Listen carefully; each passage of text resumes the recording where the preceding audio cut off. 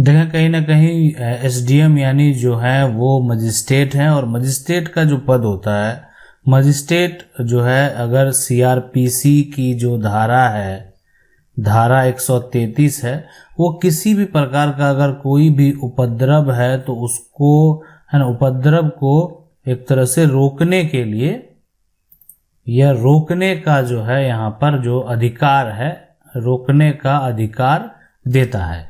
तो ये जो है यानी अगर जो सीआरपीसी की धारा का 133 का प्रयोग भी किया गया है, लेकिन इनका जो समस्या है ये कह रहे हैं कि एसडीएम ऑर्डर के अगेंस्ट जो है जिला जज के यहाँ पर दायर की जा सकती है या नहीं, जबकि धारा 133 सीआरपीसी के अंतर्गत एसडीएम ने रास्ता क्यों बंद कर दिया, कारण बताएं।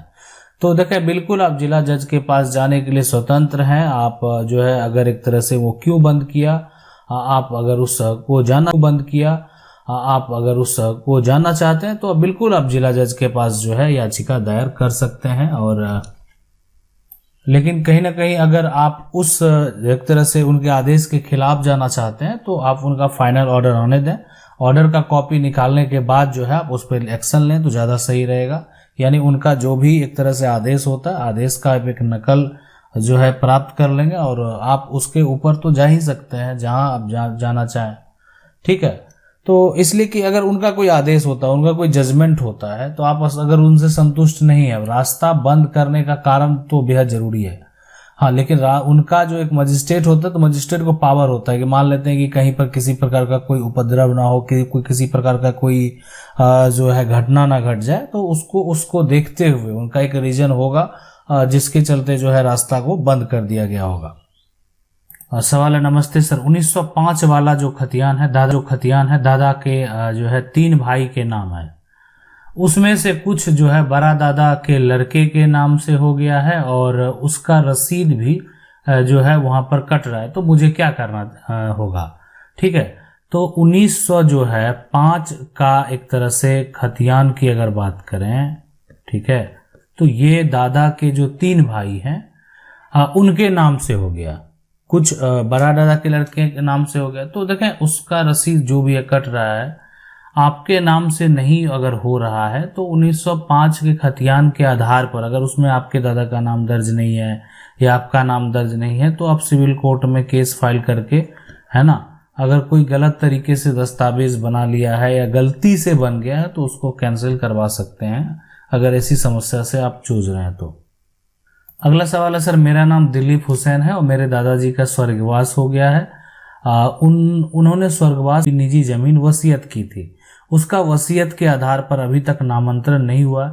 आज 4 महीने हो चुके क्योंकि मेरे अंकल ने हाथों से लिखी हुई फर्जी वसीयत पेश की है।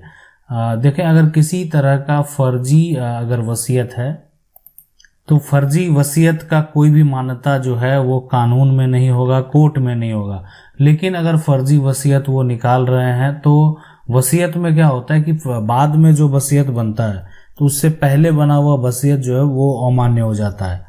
तो अगर ये फर्जी वसीयत है, ये गलत है, ये रजिस्टर नहीं है, तो आप उस पे जो है एक्शन ले सकते हैं।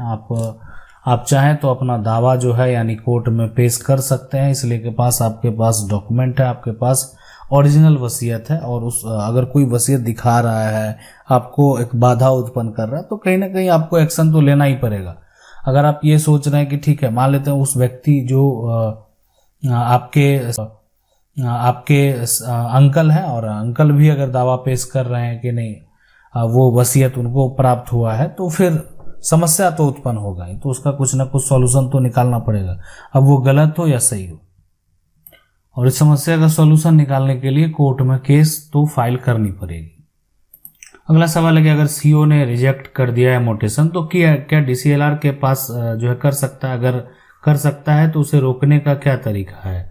देखिए, रिजेक्ट अगर कर दिया जाता है ना तो उसके बाद वो जो रिजेक्ट किया गया उसका एक नकल प्राप्त कर लेता है और नकल प्राप्त करने के बाद वह क्या करता है, वहां पर जो है जो डीसीएलआर है उस कोर्ट में, डीसीएलआर कोर्ट में उसको जो है पेश करता है अपने दस्तावेज के साथ।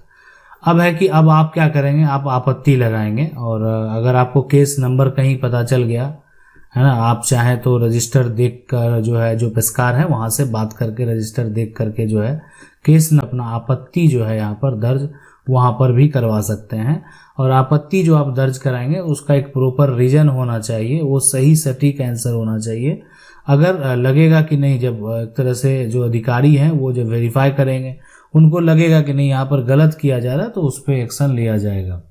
अगला सवाल है कि मैंने रिसेंटली ज़मीन लिया, दाखिल खारिज भी हो गया और वहाँ पे घर बनवा रहे थे, तो जैसे यहाँ पर जो है ना बचा है, उसका भाई जो है बनाने नहीं दे रहा, जिसने बेचा है, ये बोल रहा है कि ये मेरा हिस्सा है।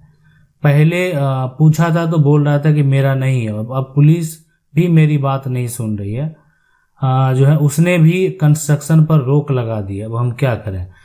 देखें, अभी यहाँ पर आप जो है, अब आपको सबसे पहले जो खरीद बिक्री वाली बात है और जो ज़मीन है, मान लेते हैं ज़मीन जो है उसमें अब हिस्सेदारी वाली बात है, आपने इसका खरीद किया है ना, खरीद जो है आपने किया, आपने जो है दाखिल खारिज भी किया। अब इस पे विवाद उत्पन्न हो गया, पारिवारिक विवाद। देखें, अब ये पारिवारिक विवाद जो होता है बड़ा विवाद होता है। अब ये किसका हिस्सा है, पहले ये बात तो स्पष्ट हो जाए।